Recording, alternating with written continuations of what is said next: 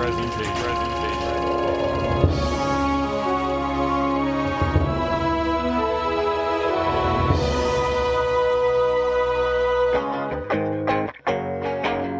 everybody, welcome back to What You Watch in our Patreon series. Thanks again for helping out.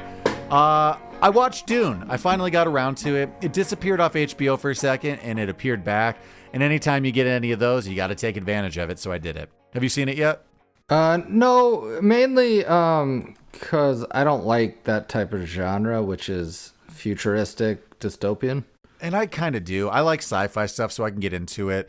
I didn't know the source material. Well, I know of the source material, but I didn't. But you didn't read the book. No, I didn't read the books or anything. I haven't seen any of the old stuff. So like, I vaguely just knew about the plot because Henry Zabrowski from last podcast is a big fan, and he did a whole series on Dune when it came out that I kind of caught. But it was okay. I mean, it was a lead-up movie, so like, not a ton goes down. It's just kind of setting you up. Big question though is, based off that experience, having seen it, however you enjoyed it at home, would it have been like really good in the theater or kind of the same difference? I mean, no. I mean, it has big effects, but it's like every other movie that's just being shot on like green screen or that LED screen. It doesn't matter anymore. Yeah, not really. I mean, it has good special effects and it is like a big epic adventure movie, but I mean, it was fine. It was just, it was fine. I don't want to, I mean, it wasn't good or bad. I don't know the source material, so I don't know if it stuck to it well, but I like Timothée Chalamet's hair, and I'm slowly trying to turn into that. It's not curly enough. I hate to break it to you. That is the problem. It's got a lot of curl. I don't have quite the wave, but I'd at least like to get it to go back a little bit easier. But honestly, watching that movie and watching his hair, I did constantly think, God, though his hair is just constantly in his face from the wind on this desert, and it is annoying, and maybe I don't want long hair. Yeah, but I don't know. I think I will grow my hair out again someday, as long as I don't lose it. I don't know when that'll be. But I really just want to right the wrongs, like, Dr. Sam Beckett, Sure. of like whatever I can do to get it. I will watch Dune someday. It's not high on my priority just because it wasn't on mine. But again, I was working. I needed something in the background, and it's back on HBO, and you got to hit up that stuff before it disappears. Well, speaking of that, Cameron, you should watch coming up, I think on the 18th, The Batman's coming to HBO. Oh, I know. Funny enough, right before the podcast, me and my fiance were already planning on when we're going to be watching it without having to pay for it in theaters. I fucked up. I missed it.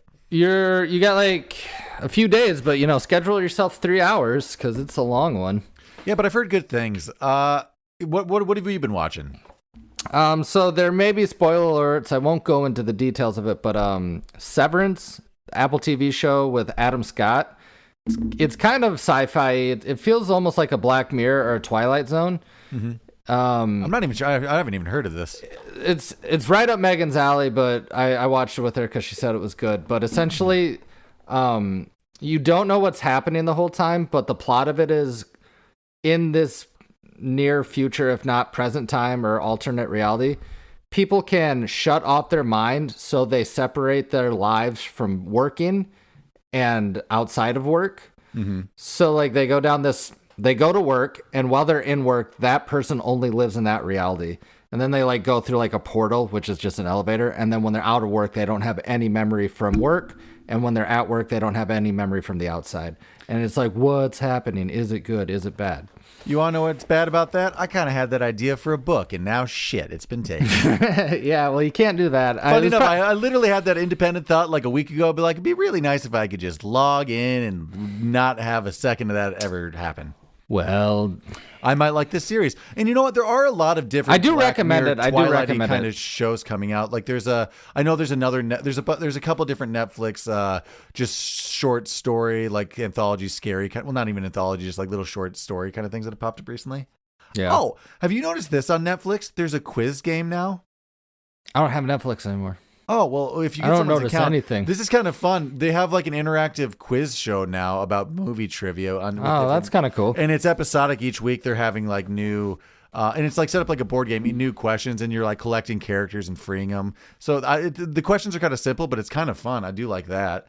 Yeah. I've been watching a lot of old stuff. I've been like, there was like a moment with everybody else. 1951, The African Queen. Yeah, Megs and I just watched that too. No, like 70s through 90s, like kind of more older movies. But there was like that portion during COVID with everybody else where my attention span shrunk. I couldn't deal with movies.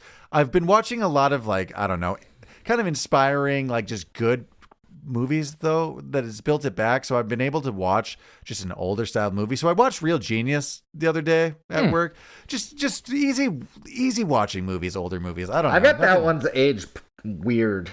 Not that bad, honestly. Really? Like it's entertaining? Yeah, the language isn't bad. They aren't really that there isn't anything overly misogynistic about it. I meant mainly from a pacing style. I feel like it would have that is what is different, and that's what I've been enjoying about these movies. The slow pacing. It's like, I can't believe it has this much time between scenes. Or like, what's even the point of any of this? Just the pacing has changed, the storytelling. Like it started because I got in like a 90s rom-com mood a few weeks, or a couple days ago, where I watched like Four Weddings and a Funeral. I watched Death at a Funeral. I watched what's the other? Death at a Funeral is great. Oh my God, what was the other one I watched? I've been watching a bunch of 90s rom-coms though with Hugh Grant, and just the pacing. Notting Hill. I was Notting Hill. Thank you. Well, it was just a guess. It took a stab in the dark. So because of that, I've just been trying to watch 80s, 90s movies recently. I go down that rabbit hole just for nostalgic reasons. Around Valentine's Day, I think we said it on this podcast or not. I watched Runaway Bride with Richard Gere, and that was on my list of 90s rom-coms. That one doesn't hold off as well. It's weird, and this is not like the easiest thing. It's like if you're gonna watch Runaway Bride, I suggest watching What Women Want. It's a little more entertaining, and they're very similar in a weird way. Vibe. I saw the most recent movie I saw in the theater was Ambulance, starring Jake Gyllenhaal, directed by Michael Bay. Another thing I've never heard of. Yeah, I know. Meg and I, we wanted to get out of the house. We were going to see a movie, and we picked this one, and I did not like it. It was too actiony and just a chase scene, so that wasn't my cup of tea. But I think I'm getting older because I just thought it was too much unnecessary violence. Not cool shoot 'em up violence like John Wick. I'm like, this is grotesque. Just overly graphic for no reason. Yeah, I'm like, we live in a day and age where this shit happens too much, and I don't like it. So I didn't like that movie. I'm still looking forward to the what are we gonna go see in the theater together? We'll make a pilgrimage to that Nicolas Cage movie of the Incredible Weight, or like the Weight of Incredible Talent, or something like that. Yeah, I've pretty much seen every movie in the theater that's out and about since we found out we were gonna. I do want to see the Foo Fighters movie, though. I mean, shout out to Taylor Hawkins. I wanted to see that kind of before he passed away, just because it seems funny, and they'll make a good. But I don't think I'll see that in the theater. When that shows up for like rental or free, I'll watch it. I'll definitely. Well, now I don't know. Maybe now I will support and actually just take the time to see it in theater and help them out. I'm good. They got enough money. Yeah, that's fair. Like, I don't think that they need any more. I am going to see if I can convince somebody this weekend. So I'm going to Mom and Dad's. I'm going to try to see that new Harry Potter, The Secret of... Oh, yeah. Our friend I think Chris, it looks okay. I was talking about maybe seeing it with Chris, but like the last one was kind of bad. This one looks good, though. Did they already replace Johnny Depp in this one with Mads Mikkelsen? He's in this one, right? Yeah, I do like him a lot. He has a very fierce-looking face, but he seems like in interviews, he seems like a fun guy. Yeah, it seems like. Sorry, I'm yawning. This is something I've already mentioned before, but with Mads Mikkelsen, go back and see the movie Polar sometime. I think it's on Netflix. It's very John Wickish, only instead of his dog dying, the whole plot is like he's a hitman who's ready to retire, and the people he works for don't want him to retire is essentially the plot. And same vibe, he has to fight his way out of the system. Polar, ooh, it's got real bad Rotten Tomato scores, though. Does it? I liked it. 1916. It's not horrible. It's like 70 rating, 19, whatever. I will not watch it unless you text me to like watch it a bunch. You know what I have kind of rewatched and it's almost become a go to bed movie? What's that? Since Death of the Nile came out on HBO Max, I'm like all in on that movie. That we did say that would be a good go to bed movie. Have you thrown Murder on the Orient Express in there just to see if that one? I did. I rewatched it after I saw Death of the Nile in the theater, and it's not as good. It's the pacing. It's got a more talented cast, which is weird. I mean, yeah, we did talk about it. And it looks right, but it's just. Well, I was about to say even the look, if I recall, seemed. Well, no, it was just as CGI, wasn't it? It was very CGI, but I'm saying like the set design. Like the train versus ship, that was good. The costumes was good. It was just a lot more flat. It needed more umami, if you will. Nice. No, it's not a callback because it's a different. Go listen to Urban Hermit. We're talking about umami. There's no connection. So Oh shit! I lost my train of thought off of that. You threw me with the opening. Sorry, I didn't mean to. That's what it was missing, though, you know? That a little is seasoning, a little flavor. That is something in 10 years I'm not looking forward to. The Mandalorian looks good, but there are a lot of things that are 100% shot on green screen that they look fine now, but the contrast, we're going to, in like 10 years, be like, wow, they're really popping away from the It background. won't even be 10 huh? years. One, at least you can defend Mandalorian's a TV show versus a movie, right? But honestly, that kind of holds up. They're not doing green screen. They're doing a different like LED projection kind of vibe, but like... But if you recall, I mean, we did Eddie the Eagle for our Winter Olympics one, and that isn't that old of a movie, and it looked bad. Like the CGI in that, I didn't at the time think it looked bad, but it aged so poorly. And what are you gonna do? Not do CGI? Yeah, people are gonna do it, but whatever. Oh, funny enough, I watched I, Tonya. That's one of those Oscar movies from years ago that I just kept putting off, and Hulu kept being like, "It's free, just stream me. I'm here right now." And I finally got around to it. But there are a few scenes in that where they paste Margot Robbie's face onto someone figure skating, and I'm like, "Ooh, God, that probably was good when it came out, but that's aged a little weird now." What are you gonna do? Feel weird about it and comment to you on my podcast. I guess the worst one of that is ahead of the game. Fred Claus, you remember Ludacris? Yeah. That one was rough. Yeah, putting on all those. At least they were like going on elves, and it was a little fanciful. So at least there could be a little lack of believability. I respect people for trying to make Christmas classics. I don't think it's easy, and you never know what's gonna stick. But there's hell, Elf popped. No one saw that coming. No, I know, but for every elf, there's Fred Claus, there's Christmas with the Cranks, there's there's a million. Yeah, there's a million misses, but you got to keep trying, Because every once in a while you get friends. You get a diamond in the rough. Mr. The Stone. Family Stone. Definitely rough. That one is growing on me, That's still a rough piece of coal to me, Jordan. But that's good for fire. It's been in the, I wouldn't even say the friend zone with me for so long, but now I think we're a full-fledged couple. Like, it's almost like when our sisters used to make fun of NSYNC, then all of a sudden they were listening to a lot of NSYNC and had posters on their walls. We're like, I feel like for years I heard you being like, this movie's shit, it's so terrible as you were watching it, and then like, I don't know what happened, but now you're just watching it. What can I say? I like it. It works. It works for me. I just yawned a lot. What else am I watching? I'm most excited for the new Harry Potter movie and whether it'll be good or not. And I could probably wait for streaming in 4 weeks, but I'll pay $30 in 1 week. Honestly, I haven't even seen previews for it though, so I haven't even had any like built excitement for it. That's because you don't go to watch Ambulance last Sunday where you saw a preview and like every movie. Like I've seen a preview so much. I've been building up for like so many movies. The Nicolas Cage one, I've seen so many previews for that. I'm hearing that the new Avatar is right around the corner, so we have that to look forward to. Zoe Saldana said the opening scene just made her tear up. The first 5 minutes were so beautiful, she cried. Oh, you mean the person that made it said it's awesome? Shut up. I don't care. I'm good. She sure did. Quoted also, James Cameron's like, it's pretty good. Like, I don't know. No, I'm not excited to see that at all. I'm done with it. Well, you'll have like 4 more after that. Or 5 or something. I can't believe that. I can't believe that. Other than that, I think, I'm not watching too much other stuff. I do like that show, Severance. I recommend it. Here is a big spoiler alert, though.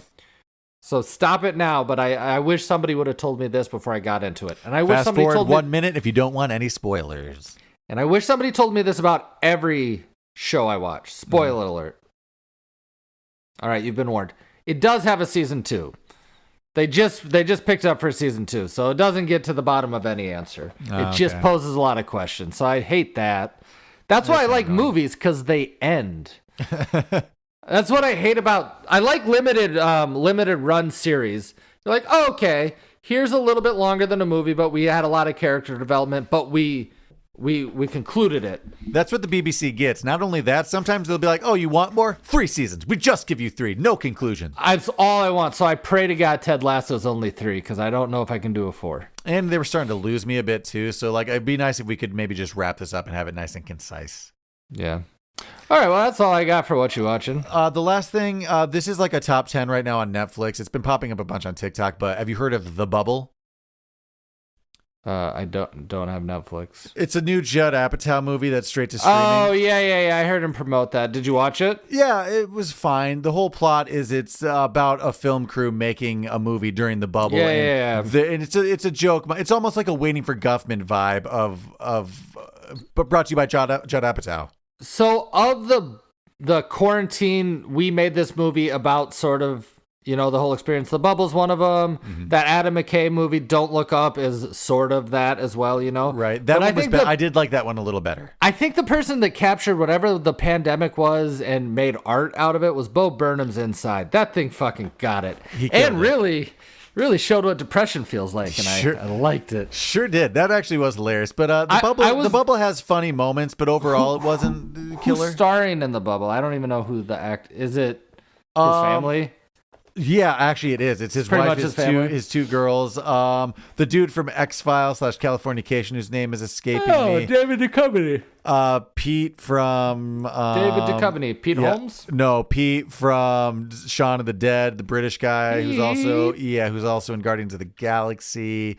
And then some other people. I got to get a Netflix account. We don't have it right now. So. Well, in terrifying new news, Netflix has announced that they're trying a new program of charging people extra if their account is being used by multiple people. Oh. It's a pilot program in 3 countries right now, but a lot of streamers soon are looking for methods of charging you for spreading passwords. So something terrifying to look out for in the future, everybody. Well, that's all I have for this week. What's your recommendation for the week out of all the things you watched? Mine's going to be real genius. Go back, watch older movies. Just, you know what? We're all a little impatient now. We lost our attention span, but there's good art and good things out there. Just go watch older movies. Real genius. It's weird, though. There's a lot of old movies that are so quick paced, even compared to today. If you go watch like screwball comedies from the 40s and stuff, one, they're like an hour and a half and they talk fast and it actually moves like in comparison to today, really fast. I get it. You got to adjust to that, kind of like any foreign film or whatever, but I agree. Watch old movies. There's so many good examples.